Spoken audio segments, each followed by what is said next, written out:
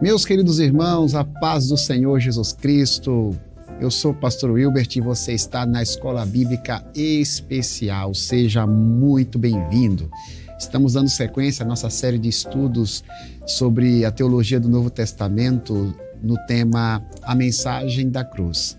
E antes de darmos continuidade, eu gostaria de provocar você a respeito do ensino da lei e da graça nas Sagradas Escrituras.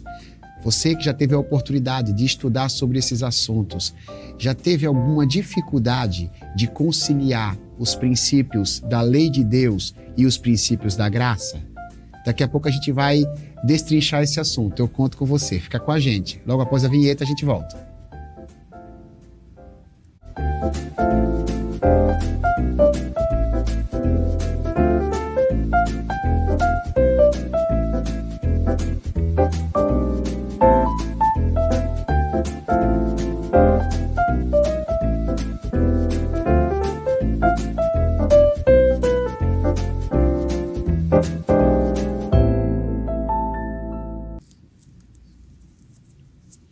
Voltamos, meus irmãos, com aquela alegria que vem do Espírito Santo para poder compartilhar a boa, perfeita e agradável vontade de Deus que estão contidas nas Escrituras Sagradas. O tema da lição de hoje, a lição de número 10, diz: anulamos a lei pela fé. O tema, na realidade, é uma paráfrase do apóstolo Paulo. Paulo que escreveu a carta aos Romanos. A carta aos Romanos, que é uma carta explicativa do Evangelho. É o Evangelho explicado. E quando o apóstolo Paulo escreve essa carta à igreja que está em Roma, o seu objetivo é exatamente explicar as minúcias da fé. Porque quando a gente abraça Jesus Cristo, a gente abraça a proposta de Jesus para a nossa vida, a gente precisa compreender o que de fato ele pretende fazer conosco. E existem assuntos que são abordados pela Bíblia que precisam ser explorados para a gente poder entender como eles cabem na nossa vida espiritual. É muito comum, lendo as páginas da Bíblia, nós escutarmos a respeito da beleza da lei do Senhor. Sobretudo ali no livro de Salmos, a Bíblia fala o quanto a lei de Deus é boa. A própria carta de Paulo aos Romanos diz que a lei de Deus é santa, o mandamento é justo e bom. Isso é uma verdade bíblica. E a própria Bíblia também fala a respeito da graça. Mas no meio religioso, muita gente tem dificuldade de compreender que a lei e a graça são assuntos complementares. Um assunto não anula o outro. A lei tem o seu valor, tem a sua importância e a graça de igual modo. É muito comum as pessoas também acreditarem que a lei de Deus, ela agiu em um determinado tempo da história. No outro tempo, quem passou a agir foi a graça, ou o que passou a agir foi a graça. E quando olhamos para as Escrituras, a gente descobre que em todas as épocas a lei e a graça foram usadas por Deus para nos abençoar. Então você que já tem familiaridade religiosa, vai nessa lição poder compreender um pouco mais sobre o valor da lei de Deus e o valor da graça. E você que talvez não tenha essa afinidade com a Bíblia Sagrada, vai poder entender também, né? O que é a lei de Deus? Como eu posso aplicá-la na minha vida? O que é a graça de Deus? E como eu posso aplicá-la na minha vida? O texto base que a gente vai estar utilizando aqui para ser uma espécie de pontapé inicial para a nossa discussão está registrado na carta de Paulo aos Romanos, capítulo 3, versículo 31, que diz assim, ó: anulamos, pois, a lei pela fé? Não, de maneira nenhuma. Antes, confirmamos a lei. E para a gente poder conversar sobre esse texto e sobre outros que abordam este assunto maravilhoso da Bíblia, o Senhor nos traz, mais uma vez, o Mateus, pastor, servo de Cristo Jesus, que serve ao Senhor aqui na Promessa Jundiaí e também é professor aqui do nosso seminário, é professor do nosso centro teológico. Pastor Mateus, seja muito bem-vindo. Para quem não sabe, inclusive, ele é o autor dessa lição bíblica, foi quem a escreveu, então trouxemos a pessoa certa. Obrigado, Mateus, tanto por escrever, como também por comparecer a este momento especial da nossa escola bíblica. Fique à vontade para poder fazer as suas primeiras considerações sobre a lição. Obrigado, pastor. Prazer, né? Uma alegria, uma bênção para nós sempre estarmos aqui, né? Podendo contribuir, mas também aprender junto, né? Crescendo junto com as informações, com as discussões. Acho que isso tem nos edificado muito, né? Verdade. E a igreja local, né, a escola bíblica, tem sido uma bênção, né, para a nossa comunidade, graças a Deus. Esse é um tema que eu acho que ele é um ponto de debate, talvez, assim, entre as igrejas evangélicas há muito tempo, né? A discussão entre graça e lei, né? A gente sempre teve, acho que a nossa igreja, ela sempre teve esse cuidado, inclusive, né?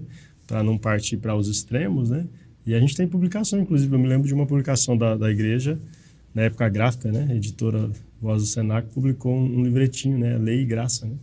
E esse debate, ele sempre permeou. Então, a gente cresce tentando fazer esse equilíbrio, justamente, porque a gente vai encontrar pessoas que são mais pendentes à lei ali, né? No sentido de que precisa da lei para justificar a sua salvação, né? Os seus atos. E, por outro lado, a gente vai encontrar pessoas colocando e mostrando que uma vez que nós somos justificados, né, declarados justos por Deus, nós não temos a necessidade mais da lei, de observar a lei, né, do Antigo Testamento. E para nós esse assunto é muito precioso porque nós somos sabatistas também, né? Então, quando a gente fala de lei, a gente considera os 10 mandamentos, todo o decálogo, né? Inclusive o 4º mandamento, né? Então, a gente sempre teve esse grande debate, né? Mas a lição de hoje, ela vem nos provocando e ajudando a gente a entender justamente essa pergunta de Paulo, né? A gente anula a lei? Paulo faz a pergunta e ele mesmo responde, né? Pela fé a gente anula a lei? Ele fala de maneira nenhuma, né? Antes nós confirmamos a lei pela fé, né? A maneira como a gente vive, o fato de vivermos pela fé não é uma auto-justificativa para a gente anular, né? A obediência aos mandamentos de Deus. Pelo contrário, ele vai dizer, né? Então, eu acho que Paulo é um bom perito aqui, né? Porque ele era, né? O homem da lei, né? Paulo, ele teve experiência sendo fariseu. O fariseu era estudioso em relação à lei e defensor da lei, né? E a lei, de maneira prática, são as ordens de Deus prescritas na Bíblia, referendadas no Decálogo, os 10 mandamentos, que servem como referência para medir a nossa conduta. Mas, ao mesmo tempo, a gente vai entender que a lei, ela denuncia o nosso pecado. Ela revela quem de fato nós somos. Verdade. E quando o assunto graça é abordado na Bíblia, a gente descobre que a graça é o favor imerecido de Deus. A graça, ela nos mostra que Deus nos salva mesmo sem nós merecermos. Se nós não tomarmos cuidado de colocar cada um desses itens no seu devido lugar, a gente pode achar que uma coisa anula a outra. Verdade. A gente pode achar que a graça serve para aquilo que na realidade é competência da lei e que a lei serve para aquilo que é competência da graça. Ou a gente acha que ou é uma coisa ou é outra. Então esse é o desafio, é entender para que serve a lei, entender para que serve a graça e como ambos os assuntos se conversam. Sim. Como eles se processam. Em toda a Bíblia, né? Em toda a Bíblia Sagrada, como eles se processam. E legal que você falou em toda a Bíblia, né? Porque a concepção de lei e graça no Antigo e Novo Testamento é a mesma. Então, assim, a interpretação de lei e graça no Antigo Testamento é a mesma e no Novo Testamento também. Verdade. Mas a gente vai tentar destrinchar isso a partir das perguntas, pastor. A pergunta que o pastor elaborou. Então, a gente vai, a partir das perguntas, vamos provocá-los, vamos perguntar para ele poder nos responder as perguntas que vão aparecer aqui na parte de baixo. Eu conto com você, tá bom? Você que está em casa poder acompanhar aí e crescermos juntos assim com essa experiência bíblica. Pastor, com base na introdução, qual é a diferença entre o legalismo e o antinomismo? Quais são os resultados esperados da salvação pela fé em Cristo? Tem duas expressões técnicas que estão ligadas aí à lei, né? Sim. Legalismo e antinomismo. Explica pra gente o que é isso, pastor. Sim. O que é legalismo e o que é antinomismo e, por favor, fala dos resultados da salvação em Cristo. O legalismo tem essa compreensão de que é a maneira que a gente vive, né? Aquilo que a gente faz é quem vai, de fato, justificar. Nós somos salvos por aquilo que nós oferecemos, né? Por aquilo que nós fazemos, né? E isso é um extremo, né? Porque a Bíblia vai dizer que nós somos salvos pela graça, né? Não é por meio das nossas obras. Legal. Paulo vai dizer assim, isso não vem de vós, isso é dom de Deus. Então qualquer obediência não pode servir para a gente achar que isso é ponto de salvação. Não é mérito nosso, né? Porque se a gente fosse mérito nosso, a gente tira Cristo, né, da equação e aí não precisaria Jesus ter vindo sacrificado, né? Então a gente conseguiria se auto-justificar pela obediência, né? Então o legalismo, ele prega isso, ele é um extremo, né? Ele vai, se a gente imaginasse um eixo aqui, né? O legalismo está numa ponta dizendo que a gente pode salvar-se a si mesmo se a gente for obediente.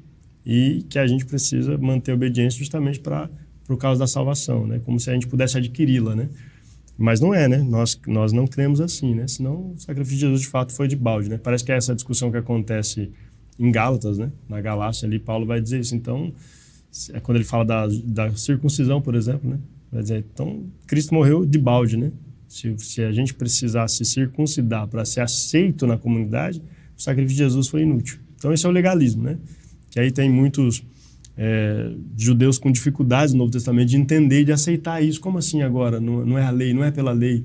E nunca foi, né? Isso aí. Mas a distorção da tradição judaica é que levou as pessoas a entenderem assim, né?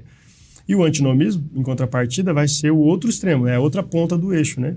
Que vai dizer que não, que agora a gente tem Cristo, então não importa o que a gente faça, né? O antinomismo, só para a gente entender, né? Tem uma nota aqui na lição, mas seria, em termos simples, contra a lei, né? São duas palavras, a junção de duas palavras, significa aquele que se opõe à lei, né? Então ele é anti-lei, né? Poderia dizer isso, é um anti-lei, né? Nomos é a expressão que é traduzida por lei, né? Mas ele está dizendo assim, então agora a gente não precisa mais de lei. Por quê? Porque agora Jesus veio, resolveu o problema, pagou o preço e ele nos libertou da lei, né? Tem alguns textos de Paulo, inclusive, que são utilizados, né? Que eu acho que aí mais à frente a gente consegue olhar com mais calma, mas que o pessoal interpreta errado dizendo que é isso, né? Que agora nós estamos debaixo da graça, então a gente não precisa mais cumprir a lei, né? E não é isso que o texto está dizendo para a gente, né? A lei tem o seu lugar. Na verdade, para responder a outra pergunta aqui, uma vida cristã naturalmente produz frutos, né? Então, o que se espera de uma nova vida, que foi a lição anterior, inclusive, né? A Bíblia diz assim, olha, aqueles que estão em Cristo é uma nova criatura, né? Uma nova criação. Nessa nova criação, a gente precisa viver em novidade de vida. E aí a lei encontra o seu lugar, né? Ela não nos salva aqui no começo, mas uma vez que nós somos salvos pela graça de Deus, a lei, ela opera agora a justiça de Deus. Então, nós demonstramos, inclusive, né? Que nós servimos a Deus obedecendo a lei. Eu gosto, rapidinho aqui, né, ainda, da carta de João. A primeira carta de João, quando ele fala do amor de Deus, ele vai mostrar de maneira resumida que o amor de Deus é aquele que é demonstrado por nós, né? A gente pode perceber esse amor, a gente pode experimentar esse amor, viver esse amor, mas a gente também pode corresponder a esse amor. E aí é onde Jesus vai dizer lá antes, né, no Evangelho, aqueles que me amam guardam os meus mandamentos. Então, como nós correspondemos ao amor de Deus? Uma das maneiras de fazer isso é obedecendo a palavra dele, né? Show de bola, pastor. Esse raciocínio que você fez a gente ter, né? É que a lei de Deus, as ordens de Deus, elas são úteis. Uhum. Mas a gente não pode utilizar a nossa capacidade de obedecê-las como um mérito. Uhum. Até porque, do ponto de vista espiritual, a gente não é capaz de ser perfeitamente obediente. A gente é pecador. E a própria lei, ela é um espelho, porque ela revela quem nós verdadeiramente somos. Daí que opera a graça. A lei e os seus mandamentos são perfeitos. O que Deus ordena é bom e agradável, mas a gente é pecador. Então, a lei, ela escancara quem somos. Uhum. Por conta disso, a gente se arrepende do pecado. Aí vem a graça, que é o favor imerecido. Revelada em Jesus Cristo. A graça nos perdoa, pastor. Ela nos perdoa. E essa graça, está lá em Tito, capítulo 2, a partir do versículo 11, ela nos capacita para podermos realizarmos boas obras, para obedecermos à lei. A lei, ela aponta o pecado, ela comunica para a gente que ele precisa da graça. A graça, ela vem, ela nos salva e nos capacita para obedecer à lei de Deus. É uma coisa fantástica, né? Uhum. Então, o antinomismo e o legalismo, eles são extremos que precisam ser retirados da nossa vida espiritual, correto, sim, pastor? Com certeza. Até o legalismo, ele inclusive faz a gente ser cruel com os outros, porque faz a gente medir os outros assim, de uma forma até desumana. E o antinomismo, ele nos conduz à imoralidade, né? Uhum. Aquilo que foge de qualquer compromisso ético que deveríamos ter. Sim. O legalismo, ele vai dizer que você é aceito pelas obras, que Deus te ama por aquilo que você faz, né? O centro desses dois eixos vai ser o Evangelho de Jesus, né? E o Evangelho de Jesus vai dizer que nós somos aceitos por Deus por aquilo que Jesus fez, né? Então, o amor de Deus é demonstrado na obra de Jesus, não é por aquilo que nós fazemos, né? Mais uma vez salvos, aí a gente, sem ir para nenhum dos extremos, né? A gente segue os passos de Jesus agora e serve a Deus, né? E a gente segue amando a Deus, né? E se seguirmos o evangelho corretamente, nesse modo que você está falando, a gente tira um peso das costas, né? Sem dúvida. Porque o legalismo, ele nos impõe uma carga que a gente não consegue carregar. Por isso Jesus disse, né? Tomem sobre si o meu fardo, né? Porque o meu jugo é suave, o meu fardo é leve, né? Palavras do nosso Salvador. Verdade. Pastor, por favor, folheie aí a Bíblia Sagrada, na carta aos Romanos, capítulo 3. Nós temos 3 versículos aqui que eu acho que vale a pena ler. Uhum. Capítulo 3, versículos 20, 28 e 31. Tá bom? Tá bom. Romanos 3, versículos 20, 28 e 31. Para a gente poder responder a pergunta aqui, ó. A fé torna a lei sem necessidade? É possível conciliar lei e graça no Novo Testamento? Por favor, primeiramente lê para a gente, para depois a gente partir para a resposta. Tá, o 20 diz assim: portanto, ninguém será declarado justo diante dele, baseando-se na obediência à lei, pois é mediante a lei que nos tornamos plenamente conscientes do pecado. 28 diz: pois sustentamos que o homem é justificado pela fé, independente da obediência à lei. E o 31 diz assim: anulamos então a lei pela fé? De maneira nenhuma, ao contrário, confirmamos a lei. Pastor, fique à vontade para responder a pergunta. Segunda pergunta, a fé torna a lei sem necessidade? É possível conciliar lei e graça no Novo Testamento? Essas 2 perguntas aqui da segunda questão nos ajudem, por gentileza. Sim.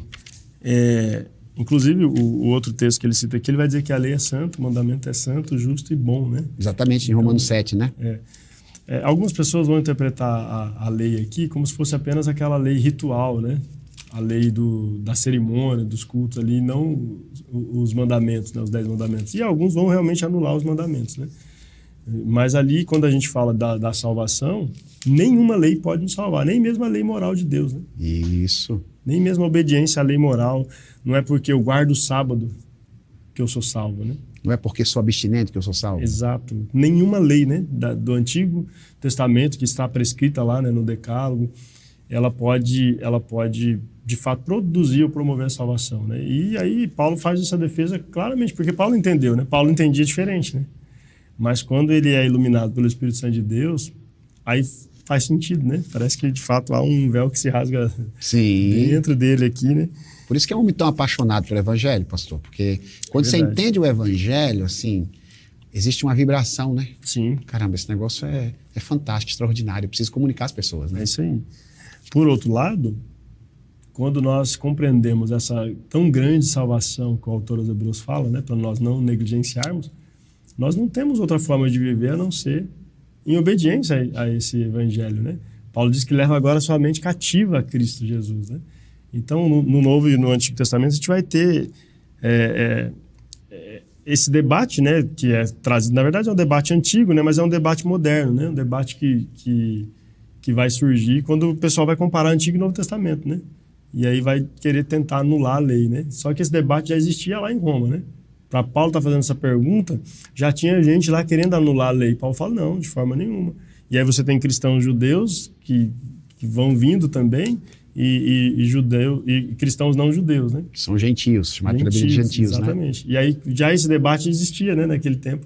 Só que aí Paulo vai trazendo e dizendo, não, gente, nós precisamos entender o equilíbrio, né? Uma coisa não tem nada a ver com a outra, né? De fato, e aí eu acho que a doutrina da justificação, acho que ninguém explica tão bem quanto Paulo, né? E Romanos, inclusive, né? Principalmente. O texto de Romanos talvez seja o principal texto para a gente entender a doutrina da justificação, que é esse ato de Deus nos declarar justo. Só que ele não faz isso por meio das obras da lei, porque senão os méritos seriam nossos, né? A justiça seria nossa. Sim. E a nossa justiça, a gente já entendeu ao longo dessa série, né? Que a gente não tem justiça própria para a salvação. Não tem. É a justiça de Jesus. Ele é o justo, diz o texto, né? E o justificador, né? Então é só por meio dele mesmo. E aí a gente estabelece aqui, né? Que não tem como a gente salvar. O ser humano não é autossuficiente, ele não promove a autossalvação, né? Embora alguém se ache digno, né? Porque congrega, né? Todos os cultos, porque obedece todos os mandamentos e acha, né, que obedece todos os mandamentos, porque se a gente for honesto conosco mesmo, possível que a gente vai encontrar diversos pontos onde nós estamos pecando, né? Eu acho que se a gente fizer um confronto de nós mesmos, né? Nós somos fiéis 100% em todos os mandamentos, não pecamos em nenhum deles, porque aí Tiago vai questionar depois, né? Aquele que pela lei julga, por ela também será julgado, né?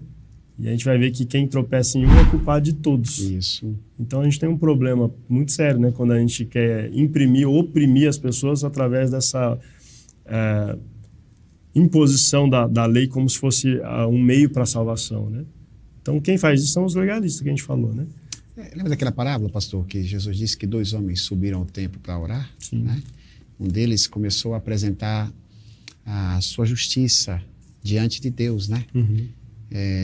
Dizendo o quanto era obediente, enquanto o outro, que era um mero publicano, um homem com a reputação toda arranhada, segundo a visão da sociedade do seu tempo, e aquele homem, né, que era o publicano, ele orava dizendo: tenha misericórdia de mim, que sou pecador.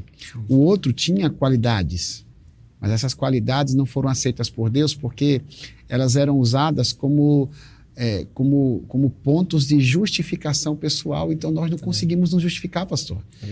A gente é salvo pela misericórdia, pela graça de Deus. É isso aí. Isso não anula a importância de obedecer, né?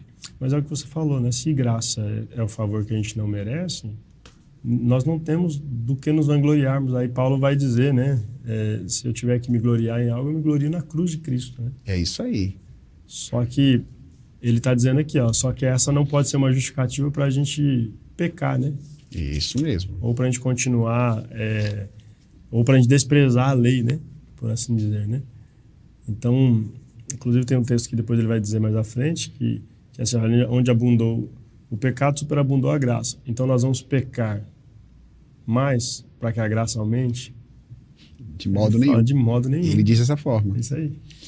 O próprio Judas, né? Não Iscariotes, mas o Judas que escreveu aquela carta, a penúltima carta da Bíblia, ele fala, né, sobre um grupo de pessoas da igreja daquele tempo que transformava a graça de Deus em libertinagem. Sim.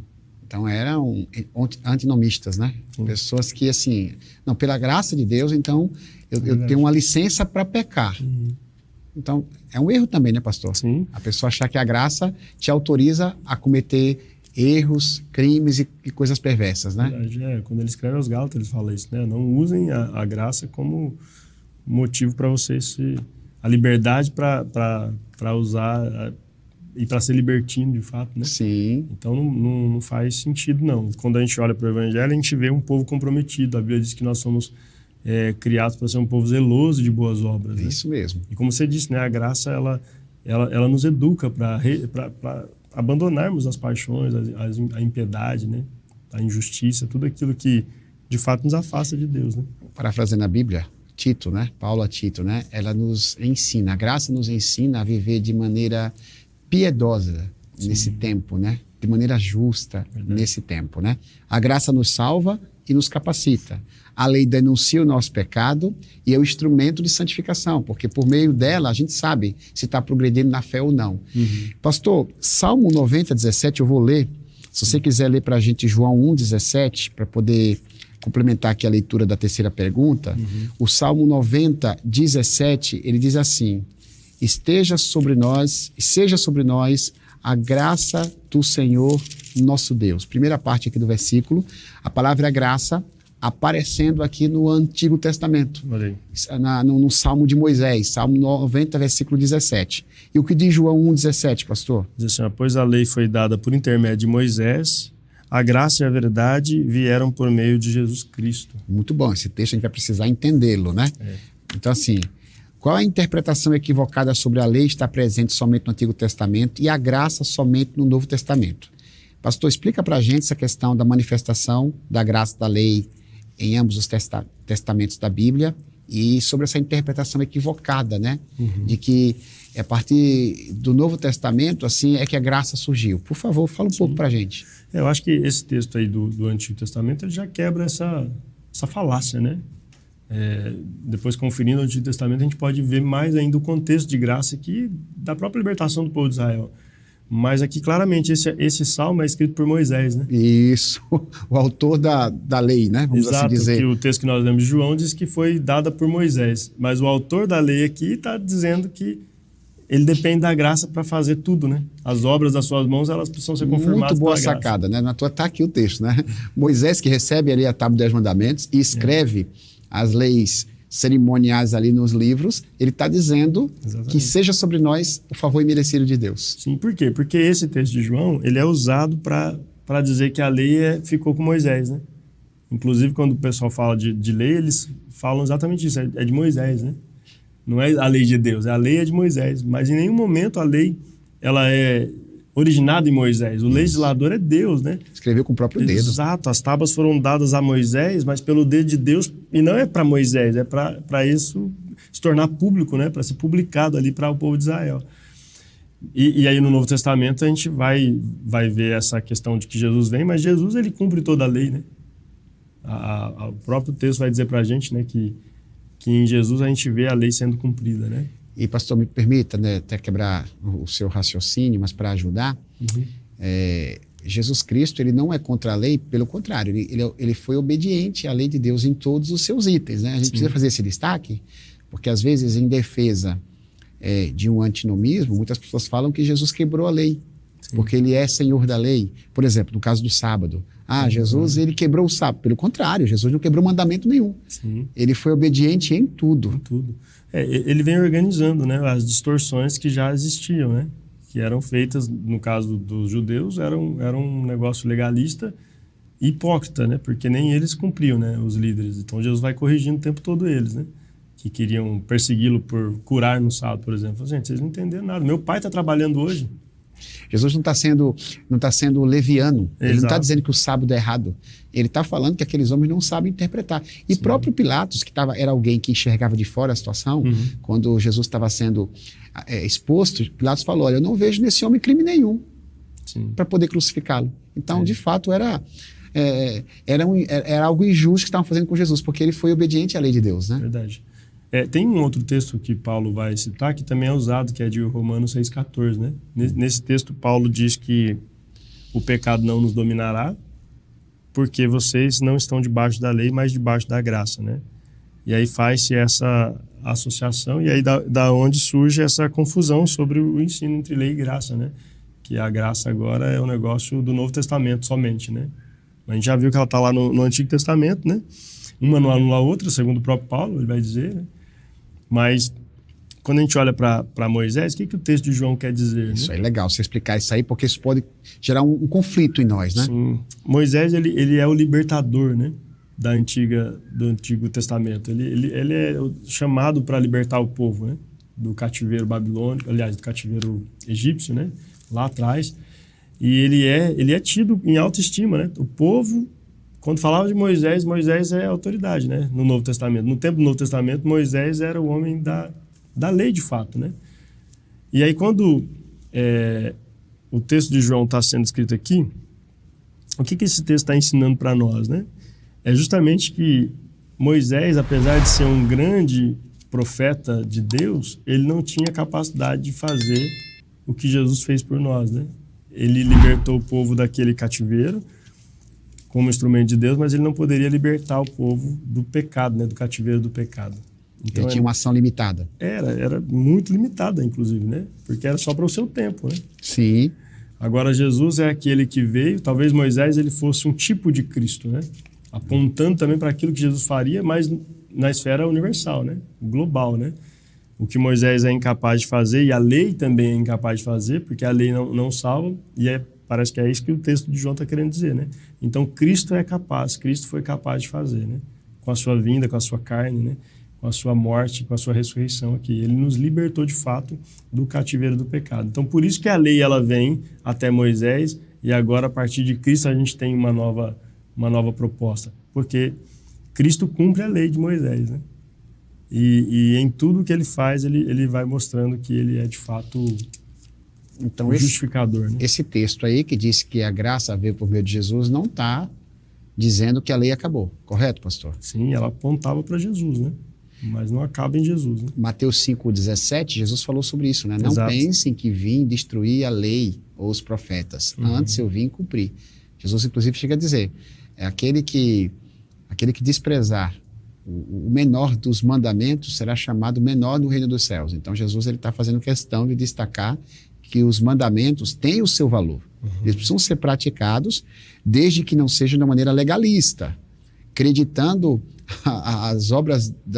acreditando nossa justiça às obras da lei, de forma nenhuma, mas sim pela graça. É saber colocar. Pastor, e essa questão de Romanos 6,14, que fala que nós não estamos debaixo da lei? Eu não preciso obedecer lei nenhuma da Bíblia porque eu não estou debaixo da lei. Você podia explicar para a gente o que quer dizer não estar debaixo da lei? Porque o texto diz, não estás debaixo da lei, mas debaixo da graça. Sim. De fato, estar embaixo da lei é porque, a gente vai ver o papel da lei daqui a pouco, né? Mas a lei, ela tem um papel punitivo mesmo, né?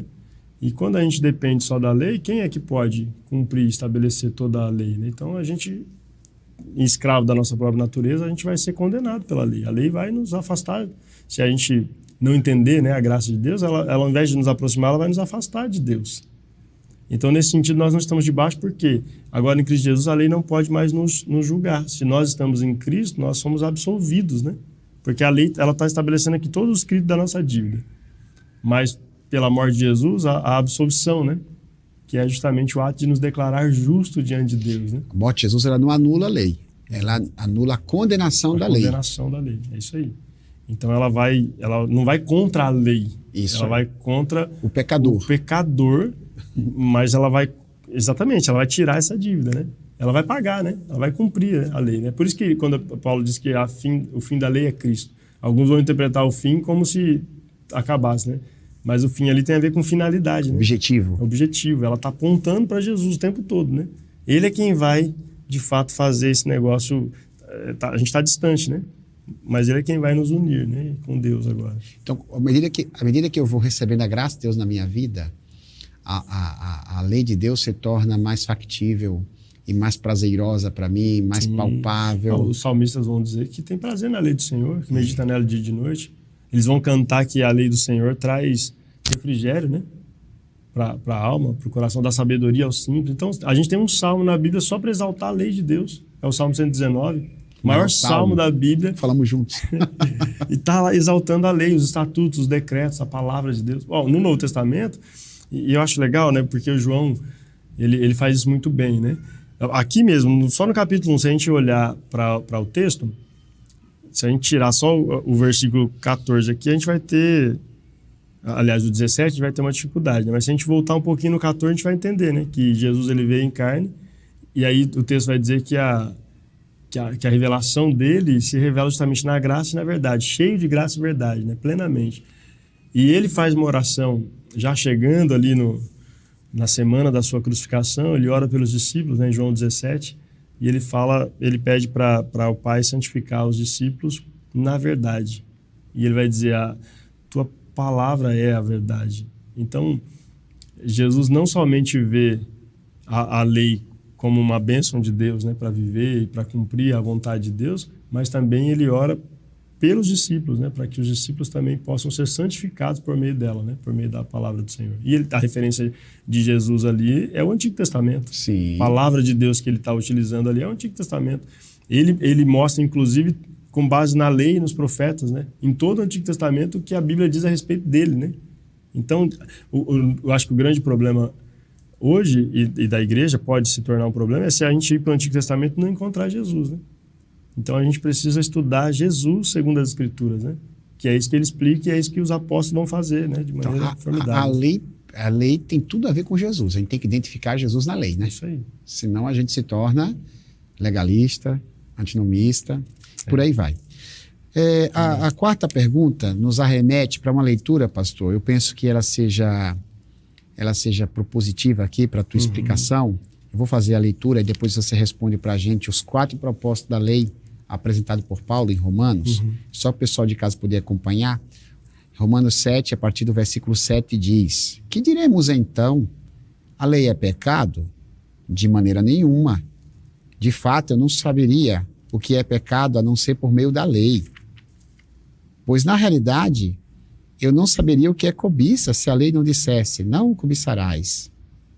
Olha que legal. Mas o pecado, aproveitando a oportunidade dada pelo mandamento, produziu em mim todo tipo de desejo cobiçoso, pois sem a lei o pecado está morto. Antes eu vivia sem a lei, mas quando o mandamento veio, o pecado reviveu e eu morri. Descobri que o próprio mandamento destinado a produzir vida, na verdade, produziu morte. Pois o pecado, aproveitando a oportunidade dada pelo mandamento, enganou-me e por meio do mandamento me matou. Olha que legal, você de casa, versículo 12. De fato, a lei é santa e o mandamento é santo, justo e bom. E então, o que é bom se tornou em morte para mim?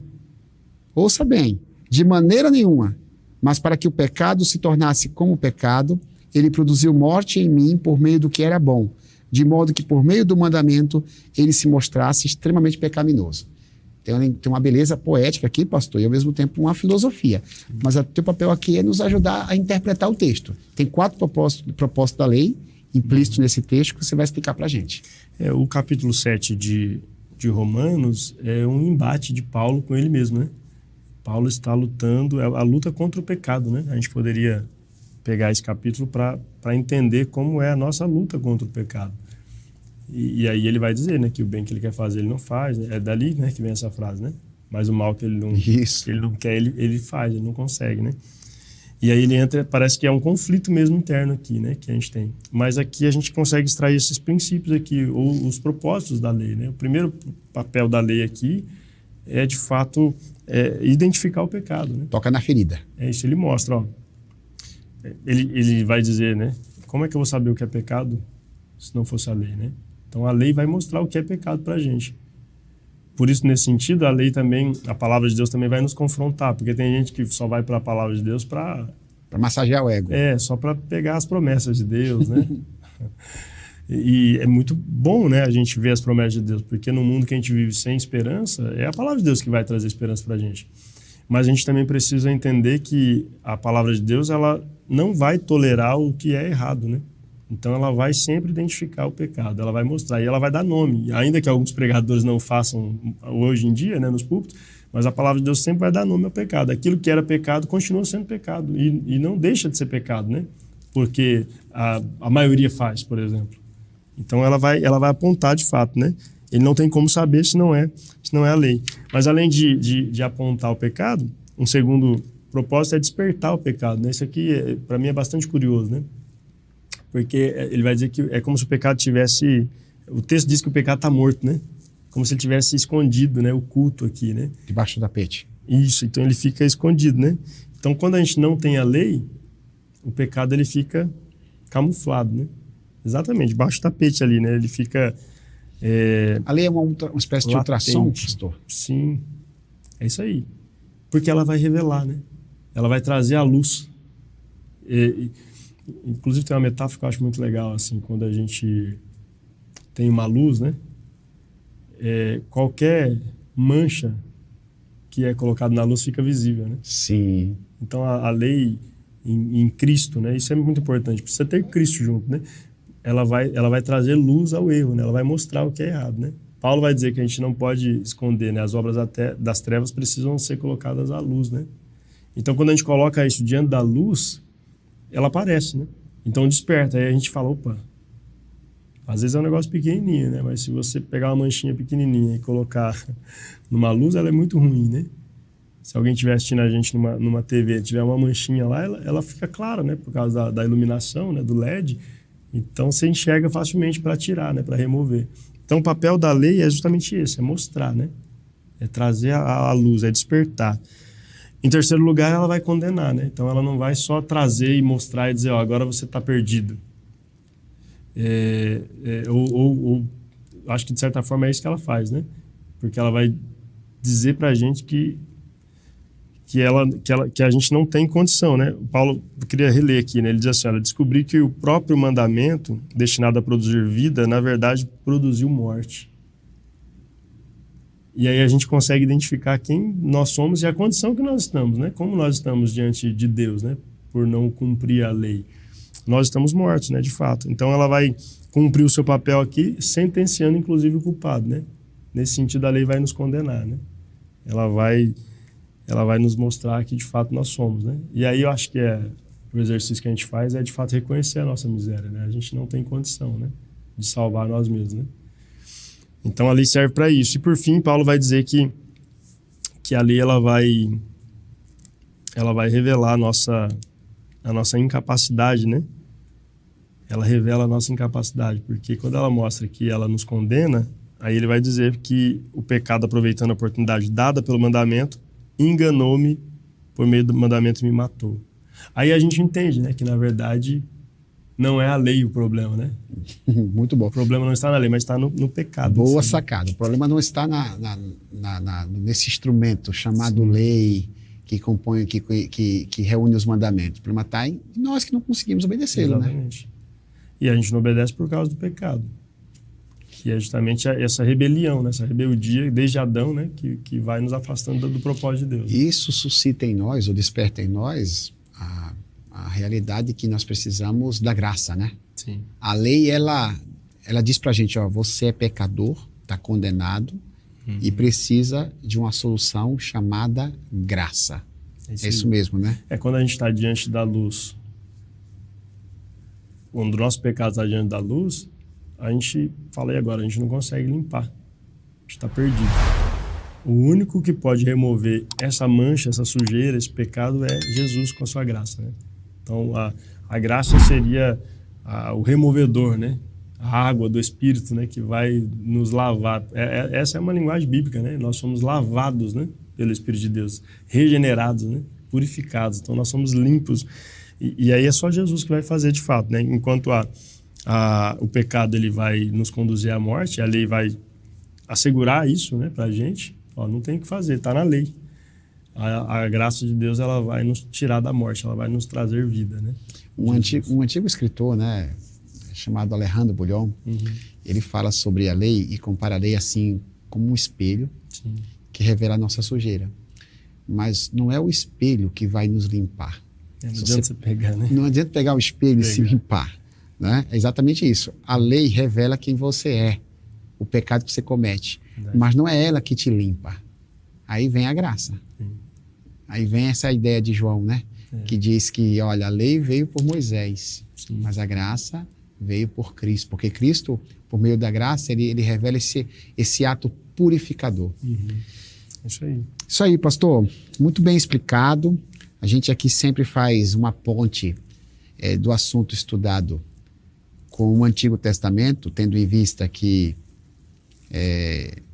a mensagem da cruz é uma matéria da teologia do Novo Testamento, mas a gente se reporta sempre ao Antigo, porque se está no Novo, é porque também está no Antigo Testamento. Verdade. Então, como é que você pode reforçar esse assunto de hoje aí nas páginas do Antigo Testamento? Bem, na verdade, a gente falou bastante, mas eu queria te ouvir um pouco mais, até para cumprir aqui a didática da lição, conferindo esse assunto no Antigo Testamento.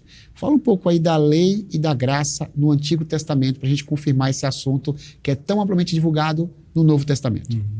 Eu acho que talvez o principal texto ali que a gente usa é o da própria lei, né? O Êxodo capítulo 20 é onde o decálogo é estabelecido, né? E ali é um contexto de plena graça, né? Porque o povo acabou de ser liberto da escravidão, né? Do Egito, e Deus mostra e faz questão de enfatizar isso. Se a gente lê os primeiros versos de Êxodo 20, a gente vai ver exatamente isso, né? Deus, ele dizendo para o povo, olha, eu sou o Senhor teu Deus que te tirei da terra da servidão, né? Então, a graça, se isso não é graça, né? Que é isso. Então, e exatamente, é antes da lei ser dada, né? Então, antes da lei, ele enfatiza, palavras, né? Sim. Tem uma interpretação que eu acho particularmente muito legal, que no original lá do hebraico, os 10 mandamentos são chamados de 10 palavras, né? E a interpretação é que são as 10 palavras da graça, né? Oh, que maravilha. Então, nós temos a graça de Deus ali libertando o povo. E aí, para que o povo continue vivendo sob essa graça ou continue desfrutando dessa graça, ele estabelece 10 palavras para que o povo, de fato, viva bem, né? E Deuteronômio, que é a repetição da lei, inclusive um termo que sempre se repete lá é para viver bem, né? Então, Deus sempre quis o bem-estar do povo. E a lei, ela é para o bem do ser humano. A lei é para proteger o ser humano, é para nos impedir de pecar, né? O salmista diz, olha, guardei no meu coração a tua palavra, né? Para não pecar contra ti. Então, a palavra de Deus, ela precisa ser vista dessa forma, né? Como um guia que vai nos instruir, que vai nos ajudar a entender o que é o erro e nos ajudar a também nos desviar dele, né? Ela aponta vários erros Inclusive os erros do passado que a gente não precisa necessariamente experimentá-los, né? Então a lei vai mostrar isso para a gente. Mas acho que é isso mesmo. O contexto de toda a lei no Antigo Testamento é pura graça, né? É pura graça. Desde o início do estabelecimento dela, né? Muito bem, pastor. Na realidade, suas palavras aí foram bem assertivas, né? E se tivéssemos aqui num ambiente de culto, a gente teria aí um coro de glória a Deus, né? Poxa, das 10 palavras da graça, né? De fato, a lei e a graça nos abençoam, né? A gente louva a Deus por isso. A gente está chegando ao final, pastor, da nossa lição, e uma bênção de Deus, o Espírito Santo nos fazendo crescer. Tem uma proposta aqui da lição bíblica para você que está em casa, porque você entendeu, juntamente com o pastor Mateus e a minha pessoa, o assunto que hoje foi abordado, que a lei tem o seu valor, que a graça se manifesta sem anular a lei. E a proposta aqui da lição, para a gente aplicar no nosso cotidiano, é a seguinte: obedeça a lei de Deus com as motivações corretas. Obedeça a lei de Deus com as motivações corretas. Pastor Mateus, por favor, suas considerações finais a respeito desse assunto e logo em seguida nos dirija a Deus em oração, por gentileza. Amém. Acho que a gente pode perguntar, uma pergunta para a gente mesmo, né? Será que a gente tem obedecido a lei pelas motivações corretas? E talvez para responder essa pergunta a gente precisa fazer outra, né? Nós entendemos que de fato a salvação é pela fé, única e exclusivamente no sacrifício vicário do Senhor Jesus Cristo, naquela morte substitutiva de Jesus, porque Paulo diz que nós somos salvos pela graça, não vem de nós, né? Não vem das nossas obras. Entendendo isso, nós não temos outra postura a não ser obedecer. Mesmo o texto que diz que nós somos salvos pela graça, vai dizer que nós somos salvos para as obras, né? Que foram preparadas de antemão. Então, a graça não anula a lei e a lei não tem o poder de salvar, né? Então, nem legalismo, nem antinomismo, né? A nossa palavra é que a gente, de fato, viva o Evangelho. Pelo Evangelho, uma vez transformados pela graça de Deus, nós possamos viver em obediência aos mandamentos de Deus, por amor a Deus, né? Correspondendo a esse amor de Deus. Então, que Deus nos ajude, de fato, a obedecê-lo também pela fé. Em nome de Jesus. Muito bem, pastor. Ore por nós, pastor, por gentileza. Tem gente em casa aí que assistiu a palavra, mas tem suas crises, seus dilemas e problemas. Eu acredito que Deus pode usar esse momento aqui acadêmico para também ser uma oportunidade de bênção para essas pessoas. Por favor. Em nome de Jesus. Amém. Senhor Deus e Pai, nós estamos estudando a Tua palavra nesta oportunidade, mas com a certeza de que, de fato, nós fomos regenerados por meio dela. E a gente pede a Ti, Senhor, pela Tua misericórdia, que o Senhor nos ajude a compreendermos corretamente o papel da lei na nossa vida e que possamos viver, Senhor, pela Tua graça o tempo todo. Se há alguém em crise neste momento, Senhor, seja por esse assunto ou por qualquer outra questão, que eles realmente entendam a graça de Deus. A graça de Deus é um favor que nós não merecemos. Jamais teremos condições de estarmos diante de Deus por nossas próprias obras. Mas por meio da graça de Deus, hoje nós temos, Senhor, pela dignidade de Cristo, condições de nos aproximarmos diante do trono da Sua graça, nos ajoelharmos diante de Ti e suplicarmos pela Tua misericórdia. Por isso eu peço a Deus a Tua bênção sobre cada um dos Teus filhos que estão conosco agora, de maneira remota, online, mas que estão estudando a Sua palavra. A Tua palavra gera vida. Então, que ela possa produzir em nós esse entendimento e esta vida para glorificarmos e bendizermos o nome do Senhor em tudo que fizermos, seja falando, pensando, comendo, bebendo, que nós possamos viver para a glória de Deus. Em nome de Jesus. Amém. Amém. Pastor Mateus, grande amigo, obrigado. Deus abençoe aí seu ministério, sua família, abençoe aí as coisas que o Senhor vem realizando através de você. Amém. Até a próxima, se Deus assim nos permitir. Amém. Você de casa, nosso carinho, um grande beijo, um grande abraço, tenha uma excelente semana e semana que vem estaremos aqui aguardando vocês para participar desse momento de crescimento espiritual. Obrigado a todos, Deus abençoe.